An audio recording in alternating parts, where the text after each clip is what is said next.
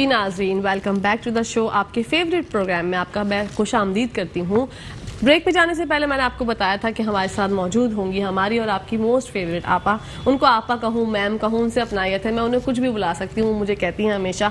Research scholar हैं, सीरतुन-नबी सल्लल्लाहु अलैहि वसल्लम में PhD किया है, मजालिस और महाफिल में मिलाद पढ़ती हैं, मीडिया से वाबस्ता हैं, ऑनलाइन लेक्चर भी देती हैं, शायरी भी करती हैं, माशाल्लाह लिखाने का तजुर्बा भी है, मुख्तलिफ जराइद में आर्टिकल शाया होते हैं इनके। जनाब टाइम वेस्ट नहीं करते, बढ़ते हैं। आप लोग समझ ही गए होंगे मैं किन की बात कर रही हूँ, सरवत अस्करी साहिबा के बारे में। अस्सलाम वालेकुम। वालेकुम अस्सलाम। आपा कैसी हैं आप? अल्हम्दुलिल्लाह। दूसरी मुलाकात है आपसे माशाल्लाह, और ऐसा रिश्ता हमारा बन गया कि मुझे आपसे हमेशा मिलके बहुत अच्छा लगता है।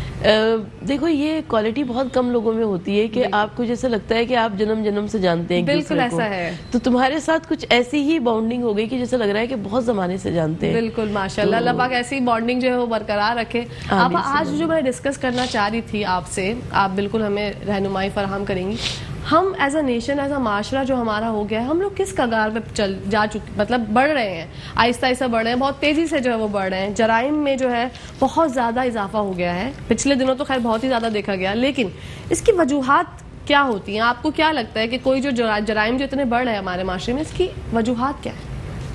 बिस्मिल्लाहिर्रहमानिर्रहीम, अस्सलाम वालेकुम। देखिए सबसे पहले लॉ एंड ऑर्डर का ना होना, क्योंकि अगर ये पता है कि जिसने भी कोई जुर्म किया है वो बच नहीं सकता, तो फिर उसके अंदर खुद ब खुद एक डर, एक खौफ पैदा होगा। लेकिन उससे पहले भी हम बात करेंगे कि ये मुजरिमाना जहनियत कहाँ से आई। तो सबसे पहले आपके जीन्स में जो होता है, यानी वालिदैन की जानिब से आता है। तो हमें सबसे पहले आज की जनरेशन की इस्लाह करते करते हमें गुज़िश्ता जनरेशन की भी तरबियत करनी चाहिए, क्योंकि जब वालिदैन को मालूम होगा कि उनकी जिम्मेदारियां क्या हैं, तो फिर इसके बाद इंशाअल्लाह ताला उनके बच्चों को भी हालात ऐसे होंगे कि वो। अच्छा, आपने कहा कि जराइम क्यों इतनी तेज़ी से बढ़ते जा रहे हैं। सबसे पहली बात तो ये कि माले मुफ्त दिले बेरहम वाली एक जो पूरी नेशन पर, मुझे बहुत अफसोस के साथ कहने के दीजिए, इसलिए कि बहुत से लोग बहुत अच्छे भी होते हैं, और मगर अच्छे के साथ बुरे के साथ अच्छे को भी कहा जाता है, क्योंकि वो भी उसी में, अगर वो खामोश तमाशाई है तो वो भी उस जुर्म में शरीक है। तो सबसे पहली बात तो ये कि हमें अपने माशरे को सुधारने की जरूरत है। हुजूर नबी करीम सल्लल्लाहु अलैहि वसल्लम ने अम्र बिल मारूफ और नही अनिल मुनकर पर बहुत ज़्यादा तवज्जो दिलाई हम लोगों को, और बल्कि कहा कि अगर अम्र बिल मारूफ और नही अनिल मुनकर ना किया जाएगा तो वो माशरा तबाह बर्बाद हो जाएगा। हम देखते हैं कि आज हम में से हर एक को ये कि उसको अपनी कब्र में जाना है, मुझे अपनी कब्र में जाना है, उसको अपने अमाल का हिसाब किताब देना है, मुझे अपने अमाल का हिसाब किताब देना है। तो हम कोशिश ये करते हैं कि हम खामोश रहें, पहलू तही करें, नजरें चुराएं। हुजूर नबी करीम सल्लल्लाहु अलैहि वसल्लम ने यहाँ पर एक तमसीली हदीस बयान फरमाई। अच्छा, तमसीली हदीस, तमसील मतलब करके दिखाना। तो तमसीली हदीस हुजूर नबी करीम सल्लल्लाहु अलैहि वसल्लम ने यूँ बयान फरमाई कि असहाबे कराम से आका सल्लल्लाहु अलैहि वसल्लम ने फरमाया कि तसव्वुर ये करो कि एक दरिया बह रहा है और उस दरिया के ऊपर एक कश्ती सफ़र कर रही है, कश्ती के अंदर बहुत सारे अफराद मौजूद हैं। जब वो कश्ती ऐन दरमियान में पहुंची तो उस कश्ती को एक शख्स ने, जो कि बैठा हुआ था, उसने अपने मकाम पर हथौड़ी से सुराख करना शुरू किया, कील से सुराख करना शुरू किया। अच्छा, उसको किसी ने रोकना चाहिए था। अच्छा, हो सकता है किसी ने रोका भी हो, तो उसने कहा हो कि भाई ये कश्ती मैंने किराया दिया है, ये जगह मेरी है, मेरी मर्जी, मैं इसके साथ जो चाहूँ करूँ। अब नतीजा क्या निकला कि वो जो एक सुराख था, उस सुराख से दरिया का पानी कश्ती में दाखिल हो गया, और दरिया का पानी जब कश्ती में दाखिल हो गया तो वो पूरी की पूरी कश्ती गर्क़ आब हो गई। आज हमारे माशरे की, आज हमारी सोसाइटी की मिसाल भी ऐसी ही है कि हम बड़े बड़े जराइम होता हुआ देखते हैं मगर चुप रहते हैं। बहुत सारे, ये रिसेंटली जो एक वाकया हुआ, मैंने अपने इंट्रो में भी जो है इसका जिक्र किया था, जो उनको भाई को जो है गोली मार दी गई डकैत की तरफ से, वो वहाँ पर सिक्योरिटी गार्ड मौजूद था, اس نے کچھ بھی نہیں کیا، وہ تماشا ہی تھا، وہ اس کے پاس اسلحہ نہیں تھا. ان لوگوں کو اسلحہ کیسے مل جاتا ہے؟ ان لوگوں کے کیا اسو رسوخ ہوتے ہیں، اور اتنے بے حس ہو گئے کہ کسی کو آپ نے وہ بندہ کیا کر لیتا؟ وہ اپنے گھر سے باہر آیا ہے تو آپ کو تو وہ نقصان نہیں پہنچا سکتا نا، وہ بس آیا ہے، وہ بوکھلاہٹ میں، اور دیکھیں اندھی گولی کیسے بھی چلا دی، اس کی پوری نیک سے جو ہے وہ باہر نکلی گولی، اور وہ بندہ وہیں پر ہی جو ہے مر گیا. ایک ماں کے سامنے اس کے بیٹے کو اس طرح بے دردی سے مار دیا گیا، ایک بہن کے سامنے اس کے بھائی کو. ان کے ذہن پہ کیا اثرات مرتب ہوں گے، وہ کیا سوچیں گے کہ ہم کیا کریں. اور جو اس کی بیوی ہے، جو میں آپ کو بتاتی چلوں آپا، 2 دن پہلے ان کا ولیمہ ہوا تھا. آپ دیکھیں، مطلب میں سوچتی ہوں کہ وہ بھی تو انسان ہے جو مار رہے ہیں. کیا ان کے کوئی جذبات، احساسات مر چکے ہیں؟ وہ ایسا کرنے کے لیے راغب بھی کیسے ہوتے ہیں؟ کیا ہم لوگ ایز اے نیشن ایسا نہیں کر سکتے؟ یہ بنیادی وجہ جو ہے وہ اس کی کیا ہے کہ لوگ جو ہے وہ اس قدر بے حس ہو جاتے ہیں؟ دیکھیں، ہم لوگ اس لیے اس قدر بے حس ہو جاتے ہیں بہت سارے افراد کہ آپ کے گھر میں آگ لگی ہے، میرے گھر میں آگ نہیں لگی، میرا گھر چین سکون سے ہے.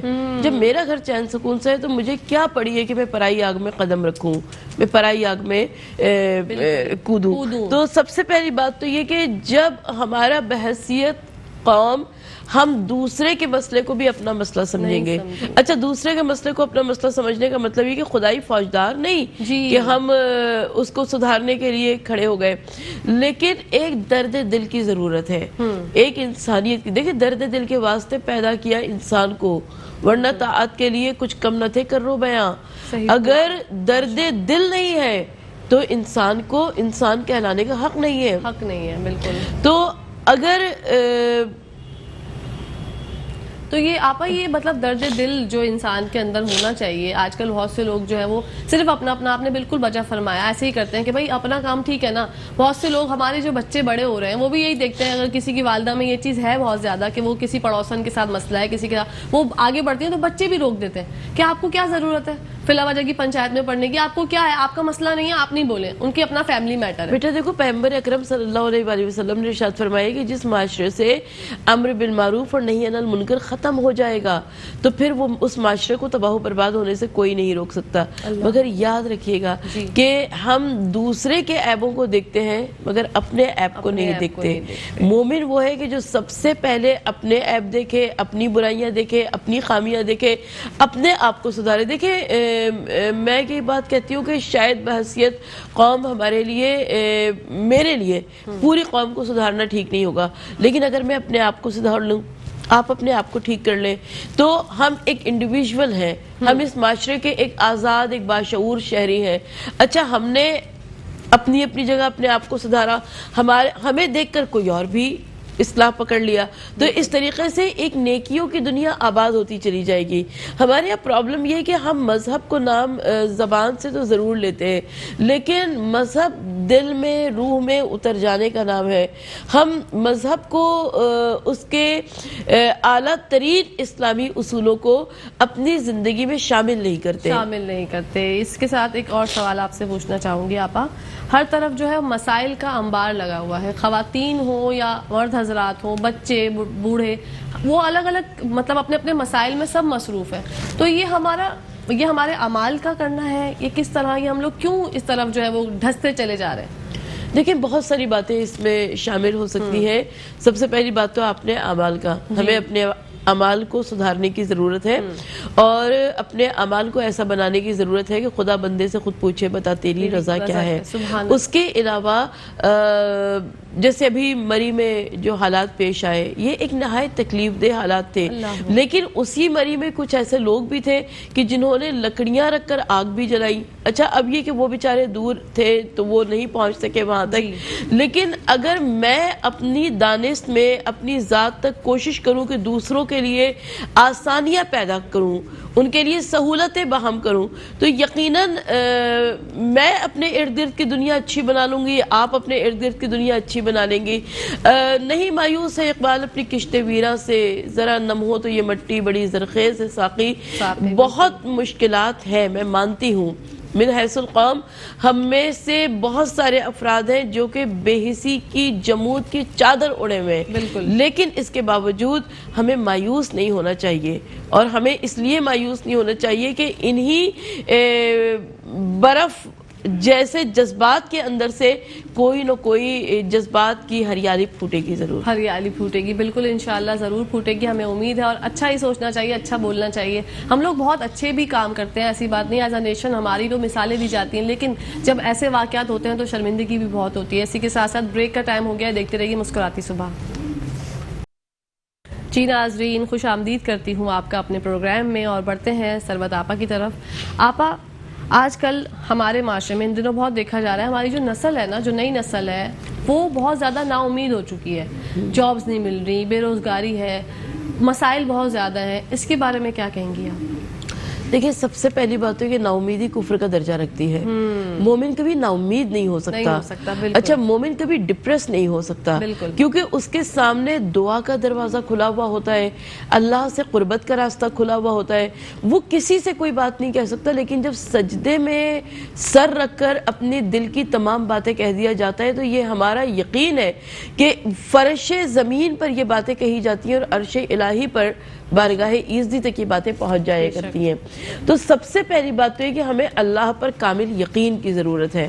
اچھا, اللہ پر کامل یقین کی, جبکہ اسکول میں, کالجز میں اساتذہ بھی پڑھاتے ہیں, مدرسوں میں, مکاتب میں اساتذہ کرام پڑھاتے ہیں, ہر طرف اچھی اچھی باتیں ہوا کرتی ہیں, لیکن اس کے باوجود مجھے لگتا ہے کہ جیسے والدین اپنی ذمہ داریاں پوری نہیں کر رہے ہیں. اگر والدین اپنی ذمہ داریاں پوری کریں تو سب سے پہلی بات تو یہ کہ انہیں اپنی اولاد کو سینے سے لگانا چاہیے, پوچھنا چاہیے کہ بیٹا کیا پرابلم ہے. ہمارے یہاں پرابلم یہ ہے کہ بہت سارے نوجوان ایسے ہوتے ہیں کہ ان کے گھر والوں کو پتہ ہی نہیں ہوتا ہے کہ ان کے اوپر کیا گزر گئی, ان کے اوپر کیا گزر رہی ہے. اچھا, اسٹریس اتنا زیادہ ہے. سب سے پہلے نمبرز کا اسٹریس ہے, پرسنٹیج کا اسٹریس ہے. جب رزلٹ آتا ہے تو سب سے پہلے اس کو لان تان کرنے کے لیے والدین کھڑے ہوئے ہوتے ہیں. اور آپ یہ بھی نہیں دیکھتے کہ ہم کسی اور کے سامنے, ایک یہ بہت ہی بڑی بات ہے کہ اپنے بچوں کی جو ہے بے عزتی یا اس سے غلط طریقے سے بات یا اس کے اوپر چیخنا کسی اور کے سامنے تو خدا رہا یہ نہ کریں. وہ بچے کی جو پرسنالٹی وہیں پر ہی جو وہ ڈاؤن ہو جاتی ہے. اگر آپ کسی تیسرے کے سامنے بچوں کو ڈانٹتے ہیں, کچھ کہتے ہیں, اگر آپ سمجھتے ہیں کہ کوئی غلطی اس سے ہوئی بھی ہے, تو آپ اکیلے میں جا کے بچے کو سمجھائیں. دیکھیں, حضور نبی کریم صلی اللہ علیہ وسلم کی یہ حدیث ہے, سرکار نے ارشاد فرمایا کہ جس نے کسی کو کسی کے سامنے تنبیہ کی, گویا کہ اس کی تباہی کا سامان خود کر دیا. تو سب سے پہلی بات تو یہ کہ ہمیں موقع و محل دیکھنا چاہیے. دیکھیں, میں کہتی ہوں کہ میرا بچہ جو ہے وہ میرے تجربے کو ابھی نہیں پہنچ سکتا, میری سوچ اس تک نہیں آ سکتی. وہ ٹین ایج میں ہے, وہ ینگ ہے. میں الحمدللہ ایک زندگی دیکھ چکی ہوں, ایک زندگی کے تجربات دیکھ چکی ہوں. تو اگر میں اس کے ساتھ ویسے ہی بیہیو کروں جیسا وہ کر رہا ہے, تو پھر مجھ میں اور اس میں فرق کیا رہا. سب سے پہلی بات تو یہ کہ مجھے سمجھداری کا مظاہرہ کرنا ہوگا. سمجھداری کا مظاہرہ, اچھا بہت ساری مرتبہ یہ ہوتا ہے کہ ہم, بہت سارے لوگ کہتے ہیں کہ جی ہم نے سمجھداری کا مظاہرہ کیا, ہم کو وہ ریزلٹس نہیں ملے جو کہ ملنے چاہیے تھے, صبر کے جو ریزلٹس ملتے. دیکھیں, دنیا میں ہر چیز مل جائے گی, اگر کچھ دنیا میں نہیں بھی ملا تو آخرت میں تو ضرور ملے گا نا, کیونکہ ہم بحیثیت مسلمان حیات بعد الموت کے قائل ہیں. یہ ہمارا یقین ہے, عقیدہ ہے, ایمان ہے. تو بہت سارے ایسے اعمال ہوتے ہیں جو دنیا میں انسان مشکلات اٹھاتا ہے, لیکن وہاں پر ان کا پھل, ان کا اجر اسے ضرور ملتا ہے. حضرت علی بن ابی طالب علیہ السلام سے کسی نے پوچھا کہ سخاوت بہتر ہے معاشرے کے لیے یا عدل زیادہ بہتر ہے.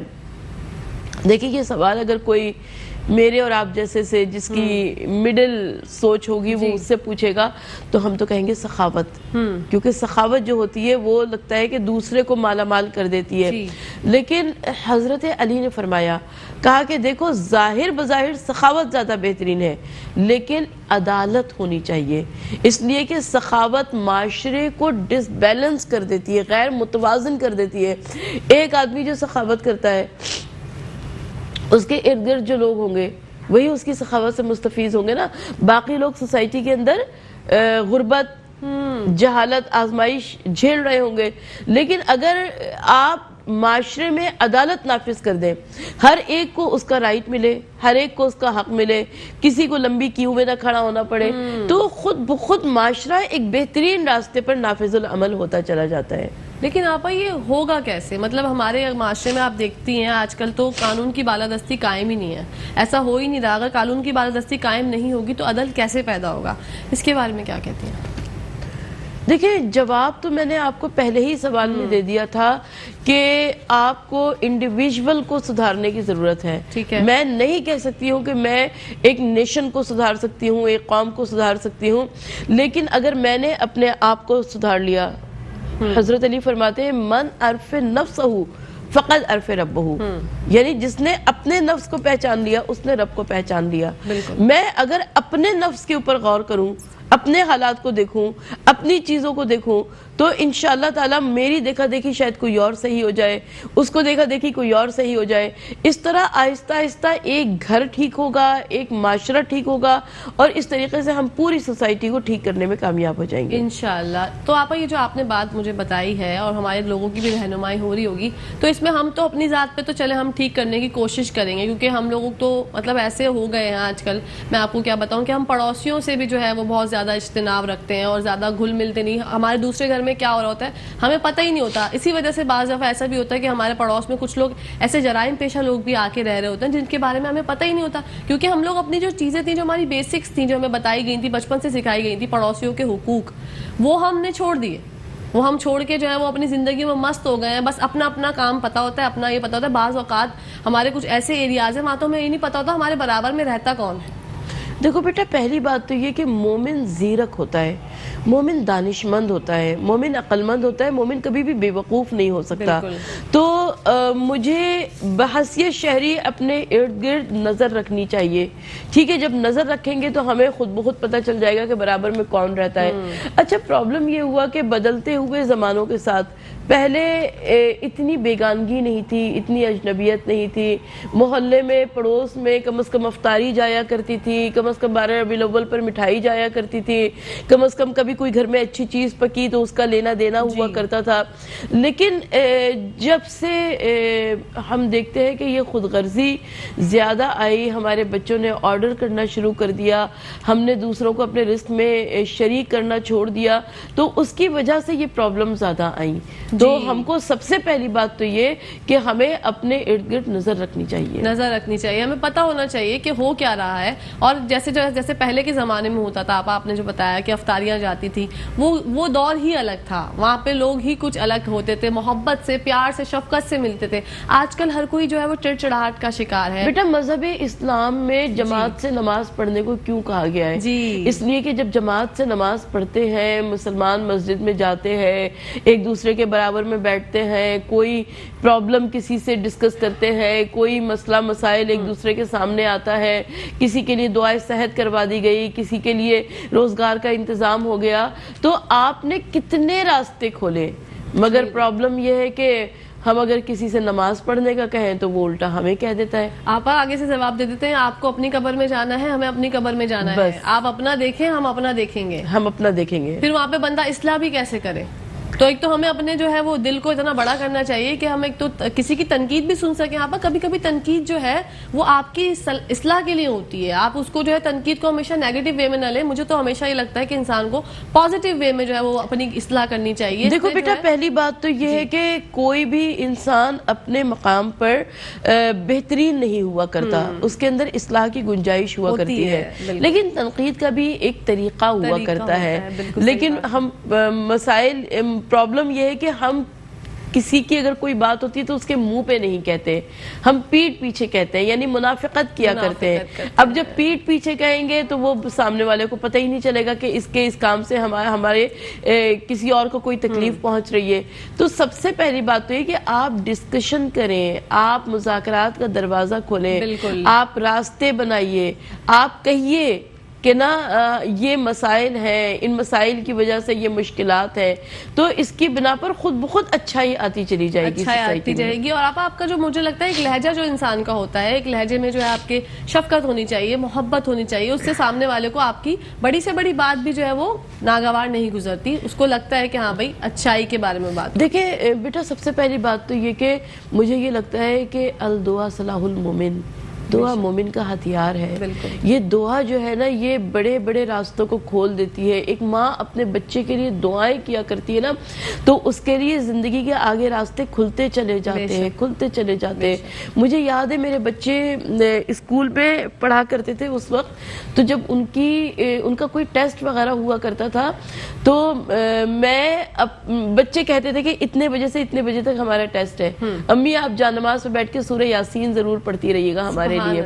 تو مجھے یہ یاد ہے کہ میں اس وقت سورہ یاسین اس طرح اس یقین کے ساتھ پڑھتی تھی کہ مجھے پتا ہے کہ اس بچے کا قلم تیز تیز چلے گا, اس کے ذہن میں خود بخود آتا چلا جائے گا.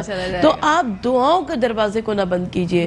ہم نے دعا مانگنی چھوڑ دی ہے. جب دعا مانگنی چھوڑ دی ہے تو پھر پروردگار عالم نے بھی ہمیں ہمارے حال پر چھوڑ دیا ہے. جتنا ہم دعا کرتے ہیں پاک پروردگار عالم ضرور ہماری دعاؤں کو قبول کرتا ہے, مستجاب کرتا ہے. بالکل سچے دل سے. آپ ایک آنسو بھی اگر آپ کی آنکھ سے گرا, میں ہمیشہ اپنے شو میں کہتی ہوں, تو اللہ پاک وہیں پر جو آپ کے سارے گناہ معاف فرما دیتے ہیں. بس دل جو ہے نا, دل, کیونکہ دیکھیں آپ ظاہر تو سب کے سامنے ملتے ہیں, بات کرتے ہیں, کوئی آپ کے دل کا حال نہیں جاتا, لیکن جو عرش پہ ہے ہمارا اللہ پاک, وہ دل ہمارا جانتا ہے. اس کو پتہ ہے کہ ہم کسی کے بارے میں کیا سوچتے ہیں, کیا کینہ رکھتے ہیں. عجیب و غریب سے ہم لوگ جو ہے نا وہ ہو گئے میں دیکھو بیٹا, سب سے پہلی بات تو ہمارے یہاں معاشرے میں بہت سارے لوگ کہتے ہیں ان کے دل پہ نہ جانا, ان کی زبان پہ نہ جانا, وہ دل کے بہت اچھے ہیں.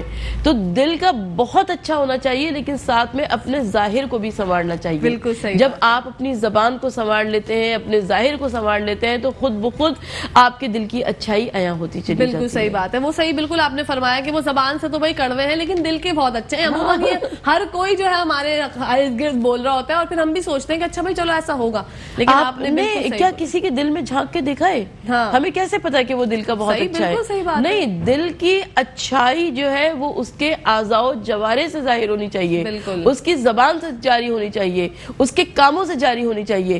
جب اس کے کام نظر آتے ہیں تب پتا چلتا ہے کہ جی یہ واقعی دل کا بہت اچھا ہے. تو یہ تو بے عمل لوگوں نے اپنے لیے ایک جواز گڑھ لیا ہے کہ جی ان کی زبان کی تیزی پہ نہ جانا, وہ دل کے بہت اچھے ہیں. یہ بے عملی کا جواز ہے. بالکل صحیح بات ہے. آپ یہ پوچھنا چاہوں گی کہ جرائم کی جو اتنی شرح بڑھ گئی ہے, کیا اس کی وجہ بے روزگاری ہے؟ دیکھیں حضرت علی فرماتے ہیں کہ کوئی بھی جرم جو ہے وہ غربت اور جہالت کی گود سے پنپتا ہے.